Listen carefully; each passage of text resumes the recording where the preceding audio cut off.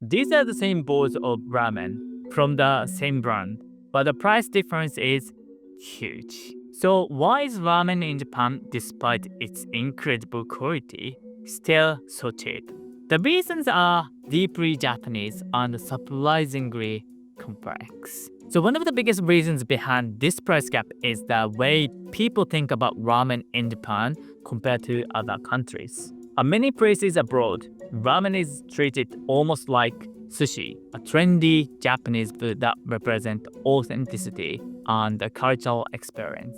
But in Japan, ramen is still considered a humble, everyday meal, while some even see it as the equivalent of fast food. So why is ramen seen as such a humble food in Japan? The answer goes back to its history after World War II. While ramen spread across the country as cheap, while vending street food served from small stores for workers and students who needed something fast and affordable. But over time, this image stuck. Ramen wasn't a luxury dish, but the meal of everyday people. Listen to this sound. If you are Japanese or maybe grew up in Japan, you probably recognize it instantly. It's a charumela, one melody once used by mobile ramen vendors. But today, you rarely see these street carts anymore, and most ramen shops look like a proper restaurant. But originally, ramen was food for the masses, or something anyone could enjoy quickly and cheaply at a simple store. I still remember when I was in middle school, around midnight, a mobile ramen cart would come around my neighborhood. But my friends and I would sneak out of the house on weekends just to eat a bowl. It's one of my, fondest memories. But looking back, it also shows something important. Even a middle school student like me could afford it.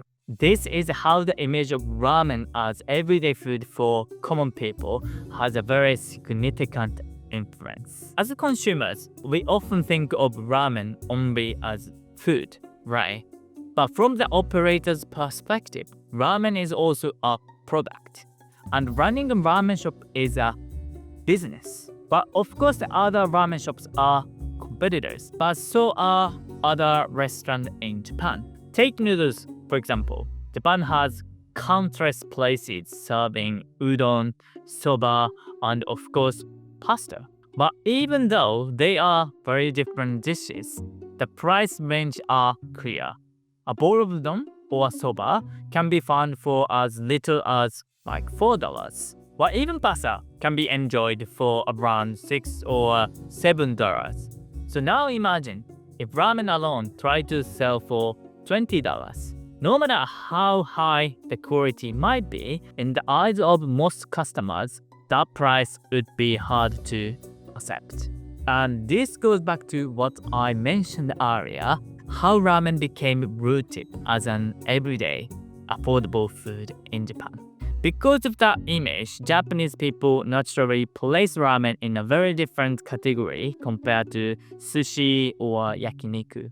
But honestly, these meals are seen as special occasions where spending $20 or $30 feels normal. But ramen, even if it's of amazing quality, we just don't think of it as a high-end food. But all of this already makes it seem almost impossible to sell ramen at a high price in Japan. But there is another factor, something so common in everyday life here in Japan, that it makes the challenge even greater, which is convenience stores. It sells for about $3 to $4, and there are usually more than 5 varieties to choose from. But honestly, I think these ramen bowls taste good, though not quite as good as a proper shop. But in terms of cost performance, they might actually rival restaurants. While Japan's convenience store food sections are extremely competitive. They constantly research and improve their products to create cheap but tasty meals. If you've ever eaten from a Japanese convenience store, you know how much impressive the quality can be. And it doesn't stop there, but supermarket and convenience stores also sell instant noodles, which you can buy for about $1. Not to mention frozen ramen, which comes in a huge variety as well. But of course, again, none of these can pretty match the taste of a shop, I believe. But here's the point. In Japan, you can always get a good bowl of ramen cheaply and easily. And because people don't eat ramen every single day, except maybe ramen lovers like me, it becomes even harder to justify paying $20 for it. So in this way, even convenience stores, instant noodles and frozen food indirectly shape the price of ramen in Japanese restaurants. But all of these factors, the history of ramen as an everyday food, the competition from other noodle dishes, and even the constant presence of cheap alternatives like convenience stores meals and instant noodles add up to something powerful. Together, they create what feels like an invisible barrier. For most Japanese people, once ramen goes over 1,000 yen, which is about $7, it just feels wrong. This unspoken rule is often called the 1,000 yen rule. It's not written in any law, of course, but in practice, it's one of the strongest forces shaping ramen culture in Japan. Living in Tokyo as my experience, I can say it's quite normal to see ramen price above 1,000 yen, especially if you order extra toppings or a special version of the dish.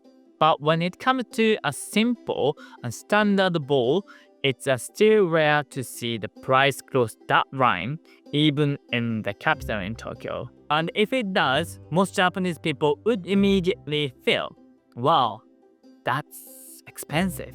While outside of major cities, this perception is even stronger. In the small towns and rural areas, while paying over 1,000 yen for ramen still feels unusual. In my hometown, which is the countryside of Japan, I can't find ramen noodle which is over 1,000 yen. And nothing shows this cultural expectation more clearly than how shops announce price changes. Even when the price goes up by just like 50 yen, many ramen shops feel the need to post a formal notice or even an apology to their customers. That shows just how deeply the idea of ramen as an affordable food is ingrained in Japanese society. So up until now, we've been looking at ramen's price mainly in terms of the food itself. But if you think about it from the perspective of both time and cost, it reveals something very interesting. But earlier, I mentioned how paying $20 or $30 for sushi or yakiniku feels normal in Japan. That's not just because these are considered high-quality meals. It's also because people spend a long time there. Well, especially with yakiniku, it's almost unthinkable to read the restaurant in under 1 hour. So now compare that to ramen.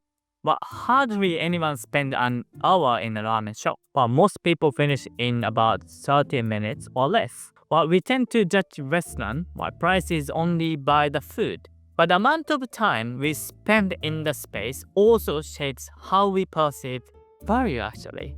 So think about it this way. A movie usually lasts about 2 hours, right? And paying $10 for that feels completely normal.